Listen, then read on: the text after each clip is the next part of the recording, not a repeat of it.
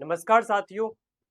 स्वतंत्रता दिवस के शुभ अवसर पर हमारे देश के प्रधानमंत्री श्री नरेंद्र मोदी जी के द्वारा एक बहुत ही महत्वाकांक्षी योजना का शुभारंभ किया गया है। शुभारंभ इस योजना का किया जरूर गया है, लेकिन इसके माध्यम से हमारे देश के युवा, हमारे देश के जो प्राइवेट सेक्टर के यूथ है, उसमें काम करने वाली, उसमें जॉब करने वाली जो यूथ है, उसको कहीं न कहीं एक वरदान साबित होने वाली योजना। क्या है इस योजना का नाम? इस योजना का नाम है प्रधानमंत्री विकसित भारत रोजगार योजना। ये योजना देश के युवाओं, जो अभी यूथ है, अभी काम करने के लिए उत्सुक है, अभी प्राइवेट सेक्टर में काम करने के लिए कहीं न कहीं जाने वाली है। और प्राइवेट क्षेत्र में अलग-अलग जो बिज़नेसेस हैं, चाहे वो छोटे-छोटे एमएसएमईज़ हों या बड़े-बड़े एंटरप्रेन्योरशिप, बड़ी-बड़ी जो बिज़नेसेस हों, खास तौर पे जो एमएसएमई सेक्टर है, उसको भी मजबूती देने के लिए योजना शुरू करी गई है। यानी कि यहाँ पे 2 बड़े फ़ायदे वाले यहाँ पे क्षेत्र होने वाले हैं। एक तो युवा और दूसरा यहाँ पे छोटे-छोटे बिज़नेसेस। समझते हैं इसको कि कैसे ये योजना इन क्षेत्रों को कैसे लाभ पहुंचाएगी और कैसे ये वरदान साबित होने वाली है। देखो, प्रधानमंत्री मोदी जी ने स्वतंत्रता दिवस के अवसर पर 15 अगस्त 2025 को अपने एक पुराने वादे, जो कि 15 लाख वाला वादा था, जो कि अब 15,000 में उन्होंने पूरा कर दिया है दे करके, वो होगा किस तरीके से उसको हम समझेंगे। लेकिन इस योजना का शुभारंभ उन्होंने 15 अगस्त 2025 को कर दिया है। इस योजना में ये होगा कि 99,446 करोड़ की एक बड़ी धनराशि 2 साल के अंतर्गत वितरित की जाएगी। कैसे वितरित की जाएगी, कैसे युवाओं को मिलेगी, कैसे बिजनेसेस को मिलेगी, समझेंगे इसको।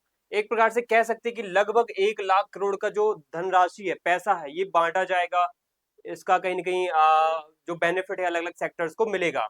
इससे लगभग कितनी नौकरियाँ जनरेट होंगी? लगभग साढ़े 3 करोड़ नौकरियाँ जनरेट होंगी, जो कि 2 साल का एक पीरियड, इसमें एक टारगेट रखा गया है कि सिर्फ 2 साल के अंतर्गत हमें इतनी नौकरियाँ जनरेट करना है। तो आप समझ सकते हो कि प्रधानमंत्री मोदी जी का यहाँ पे एक बहुत बड़ा एक लक्ष्य होने वाला है कि वो कैसे भारत को विकसित भारत में कन्वर्ट करेंगे। तो उसका जो सबसे फंडामेंटल, सबसे बुनियादी जो एक फैक्टर होता है, वो होता है नौकरी। किसी देश को अगर विकसित करना है तो वहाँ के लोग कहीं न कहीं क्या हों, उनके पास इनकम का सोर्स हो, उनके पास पैसा हो, तभी वो खर्च करेंगे, तभी हमारे देश की इकोनॉमी कहीं न कहीं एक जो इकोनॉमी का साइकिल है वो चलता रहेगा। कहीं न कहीं डिमांड और सप्लाई बेहतरीन तरीके से बनी रहेगी। तो यहाँ पे ये जो फैक्टर है योजना का, वो बहुत बड़ा एक रोल निभाने वाला है। अब देखो, यहाँ पे समझते हैं कि देखो, हमारे देश के जो युवा है और हमारे देश के जो बिजनेसेस हैं, वो किस तरीके से इस योजना से लाभान्वित होंगे। कौन कौन से युवा, कौन कौन से बिजनेसेस इसमें एलिजिबल होंगे, पात्र होंगे, समझते हैं इसको। सबसे पहले हम युवाओं की बात करते हैं, सबसे पहले यूथ की बात करते हैं। किन किन लोगों को, किन किन युवाओं को यहाँ पे इसका फायदा मिलेगा। अगर बात की जाए यहाँ पे फर्स्ट टाइम एम्प्लॉयर्स की, जो पहली बार प्राइवेट सेक्टर में नौकरी करने वाले हैं, उनको इसका फायदा मिलने वाला है। जो प्राइवेट सेक्टर में पहली बार जाएंगे और ईपीएफओ में अपना पंजीकरण करवाएंगे। आपको पता है, कोई भी प्राइवेट सेक्टर में आप ऑर्गेनाइज है, जो प्राइवेट लिमिटेड है, जो उसमें अगर आप नौकरी करते हो, अगर नौकरी ज्वाइन करते हो, तो आपको ईपीएफओ में रजिस्टर किया जाता है। आपका एक प्रोविडेंट फंड अकाउंट बनाया जाता है। उसके अंतर्गत आपका एक प्रॉपर एक प्रोविडेंट फंड का पैसा सैलरी से कट भी होता है, सबको पता है ये। तो उसी के अंतर्गत आपको कहीं न कहीं रजिस्टर्ड माना जाएगा। अगर आप ईपीएफओ में रजिस्टर्ड नहीं हो, तो आपको इसका बेनिफिट नहीं मिलेगा। तो यानी पहली कंडीशन तो यही है कि ईपीएफओ में रजिस्टर्ड होना चाहिए। दूसरी कंडीशन है कि आपको पहली बार प्राइवेट सेक्टर में जॉब करना होना चाहिए। ऐसा नहीं है कि आप पहले कर चुके हो, आप बोल रहे हो कि हम पहली बार है, तो ऐसा नहीं है इसमें। आपकी जो सैलरी की लिमिट है, लगभग 1 लाख से कम होना चाहिए। आप बोलो कि हमारी सैलरी लगभग 2 लाख है पर महीने, तो आपको इसका फ़ायदा नहीं मिलेगा। आपकी 1 लाख से कम होना चाहिए सैलरी पर मंथ के हिसाब से, तब इसका आपको फ़ायदा मिलेगा। अगर इसका टेन्योर की बात करी जाए, इसका जो टाइमलाइन है, लगभग आपको 6 महीने बाद कहीं न कहीं इसको आप जब काम करोगे, प्राइवेट सेक्टर में जॉब करोगे, तब उसकी पहली किस्त आपको 15,000 की पहली किस्त आपको दी जाएगी, ठीक है? मैंने आपको बता भी दिया कि युवाओं को प्राइवेट सेक्टर में पहली बार जॉब करने पर, वो अपने आप को जब ईपीएफओ में रजिस्टर कर लेंगे, तो उनको 15,000 की किस्त 6 महीने बाद दी जाएगी, ठीक है? दूसरी किस्त इसकी 12 महीने बाद, जॉब के 12 महीने बाद दी जाएगी, यानी कि 1 साल बाद दी जाएगी। तो ये है हमारे इस देश में आने वाली इस विकसित भारत रोजगार योजना का पहला बड़ा एक लाभ वाला, एक बेनिफिट वाला पॉइंट। अगर बात की जाए यहाँ पे फाइनेंशियल लिटरेसी, एक प्रोग्राम वाला यहाँ पे एक पॉइंट भी रखा गया है कि अगर आपको दूसरी किस्त का पैसा चाहिए, आपको 12 महीने बाद भी इस बेनिफिट चाहिए इसका, तो आपको फाइनेंशियल लिटरेट होना पड़ेगा। मतलब क्या होता है ये? देखो सीधी सी बात ये है कि अगर आपको फाइनेंशियल जो अलग अलग ये होते हैं, ट्रांजेक्शन्स होते हैं, फाइनेंशियल जो अलग अलग टेक्नोलॉजीज हैं हमारे देश में, जैसे यूपीआई की टेक्नोलॉजी हमारे देश में, शेयर वगैरह, शेयर मार्केट की, एफडी, बीमा, इन सब की एक नॉलेज आपको होनी चाहिए सिस्टमेटिक ढंग से। एफडी कैसे होती है, बैंक अकाउंट कैसे खुलवाते हैं, शेयर मार्केट में पैसा कैसे मतलब इन्वेस्ट करते हैं, इन्वेस्टमेंट मतलब एक प्रकार से इन्वेस्टमेंट, फाइनेंशियल टेक्नोलॉजी, फाइनेंशियल जो इंश्योरेंस वगैरह और इन्वेस्टमेंट से रिलेटेड अलग अलग जो नई नई प्रोसीजर्स हैं, उनका आपको अगर नॉलेज है तो आप कहो, आपको आपको एक प्रकार से क्या कहा जाएगा, फाइनेंशियली लिटरेट है आप। तो इस प्रकार की लिटरेसी का भी कंडीशन रखा गया है कि आपको इसमें कहीं ना कहीं इसको फुलफिल करना ही पड़ेगा। दूसरी बात यहाँ पे हम आगे करेंगे कि अब मुझे ये बताओ बिजनेसेस कौन से हैं जिनको इसका फायदा मिलेगा, कौन से बिजनेसेस इसमें एलिजिबल होंगे, कौन किन को इनका बेनिफिट मिलने वाला है। तो उन बिजनेस की बात करें तो यहाँ पे वो बिजनेसेस जो हर साल, जो प्राइवेट सेक्टर के बिजनेसेस हैं, जो हर साल क्या कर रहे हैं, नए कर्मचारियों की भर्ती कर रहे हैं। और लगभग अगर वहां पे वो बिजनेस, एक कंडीशन यहाँ पे रखी गई है, वहां पे वो बिजनेस 50 कर्मचारी या उससे कम के कर्मचारियों में काम कर रहा है और हर साल क्या करता है, 2 नए कर्मचारियों की नियुक्ति करता है, भर्ती कम से कम 2 कर्मचारियों की भर्ती करता है, तब उसको इसका फायदा मिल जाएगा। अगर 50 कर्मचारियों से ज्यादा वाला एक मतलब बिजनेस है जहां पे 50 से ज्यादा कर्मचारी काम करते हैं, स्टाफ है वहां पे, तो वहां पे उनको हर साल 5 नए कर्मचारियों की भर्ती करनी पड़ेगी, तभी इस स्कीम का बेनिफिट उनको मिल पाएगा। तो एक प्रकार से ये स्कीम हमारे देश के सिर्फ युवाओं के लिए बेनिफिशियल नहीं है, हमारे देश के युवाओं के साथ साथ बिजनेसेस, छोटे छोटे बिजनेसेस जो है, उनके लिए भी कहीं ना कहीं वरदान साबित होने वाली है। अब आगे समझते हैं कि ये जो योजना है ये बेनिफिट कितना देने वाली है, मुझे जरा बताओ। अब अल्टीमेटली मिलना कितना वाला है, पैसे कितने मिलेंगे इस योजना के माध्यम से। सीधी सी बात यहाँ पे करें, जो हमारे नए नए लोग, नए नए युवा, नई नई जो जनरेशन वाले युवा प्राइवेट सेक्टर में नौकरी करने जाएंगे, तो उनको पहली जो किस्त मिलेगी वो 15,000 की, मतलब उनकी सैलरी में एडिशनल 15,000 रुपए आएंगे। पहली किस्त उनको 6 महीने में मिलेगी, दूसरी किस्त उनको 12 महीने में मिलेगी। जब मिलेगी, जब वो वित्तीय रूप से साक्षर हो जाएंगे, मतलब फाइनेंशियली लिटरेट हो जाएंगे। ये कंडीशन एक्स्ट्रा ऐड करी गई है, ठीक है। देखो देश एक बहुत बड़ा एक पॉपुलेशन वाला देश है हमारा, हमारे देश में लगभग 150 करोड़ की पॉपुलेशन होने वाली है, ठीक है।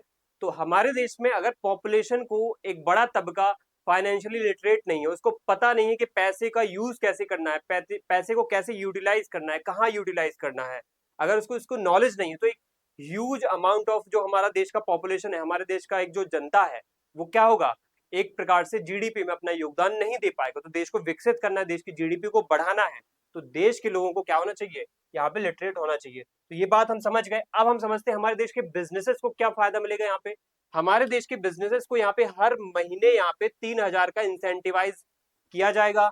यहाँ पे इनको ये 2 साल तक मिलेगा, क्योंकि ये स्कीम भी 2 साल के लिए ही है, 2025 से लेकर के 2027 तक, ठीक है। 2025 से लेकर के 2027 तक ये स्कीम कहीं ना कहीं लागू रहेगी, जिसमें इन बिजनेस को 2 साल तक जो यहाँ पे ये कंडीशंस फुलफिल कर रहे हैं, उनको हर महीने 3,000 रुपए का इंसेंटिव गवर्नमेंट की तरफ से मिलेगा, ठीक है। और साथ ही यहाँ पे एक बात और है, जो मैन्युफैक्चरिंग सेक्टर में काम करने वाले बिजनेसेस हैं, उनको यहाँ पे 4 साल तक इसका फायदा मिलेगा, इस स्कीम का 2025 से लेकर के 2029 तक फायदा मिलेगा। आप समझ में आई बात। तो देश में सबसे बड़ा सेक्टर क्या है देश के विकास का, वो है मैन्युफैक्चरिंग सेक्टर। मैन्युफैक्चरिंग सेक्टर हमारा वैसे भी पीछे है, आपको पता है हमारे देश की जीडीपी में सबसे ज्यादा योगदान सर्विस सेक्टर का हम कहते हैं, उसके बाद फिर मैन्युफैक्चरिंग यानी सेकेंडरी सेक्टर, और तीसरा है फिर सॉरी तीसरा यहाँ पे हम कहेंगे तो एग्रीकल्चर सेक्टर का यहाँ पे योगदान है, मतलब तीसरी पोजीशन पे है वो। तो हम देख सकते हैं कि जो हमारा मैन्युफैक्चरिंग सेक्टर था, सेकेंडरी सेक्टर था, एक प्रकार से इंडस्ट्रियल सेक्टर था, जो उसको जिस ग्रोथ से बढ़ना था वो नहीं बढ़ पाया। क्यों नहीं बढ़ पाया? Lack of financial support, lack of financial literary support, ये सब और भी इंफ्रास्ट्रक्चर की कमी की वजह से। तो ये सब अब हमारी गवर्नमेंट ध्यान दे रही है, आइडेंटिफाई कर रही है और उस पर काम भी कर रही है। अब ये बात और मैं बता देता हूँ कि देखो ये योजना जो है कितने साल तक के लिए है, कब तक रहेगी, कब तक आपको इसका फायदा मिलेगा, वो मिलेगा आपको 2 साल तक।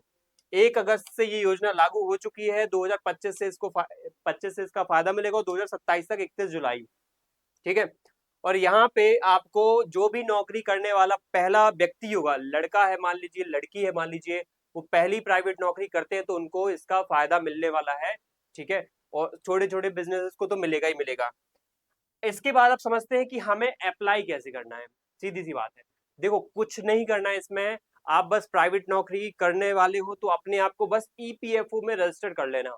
ईपीएफओ मतलब होता है एम्प्लॉयज प्रोविडेंट फंड, ठीक है। ये एक हमारे देश का एक बहुत बड़ा ऑर्गेनाइजेशन है जो कि प्रोविडेंट फंड से रिलेटेड काम करता है। और इसका मेन काम ये होता है कि जो भी देश में एम्प्लॉयज हैं उनका एक प्रकार से उनकी सैलरी से थोड़ा सा पैसा कट करके एक प्रोविडेंट फंड के रूप में जमा करना, जो उनको रिटायरमेंट के टाइम पे दे दिया जाएगा, ठीक है। तो वो इनका काम मुख्य रूप से होता है। अब यहाँ पे ईपीएफओ एक नंबर भी जनरेट करता है, यूएएन।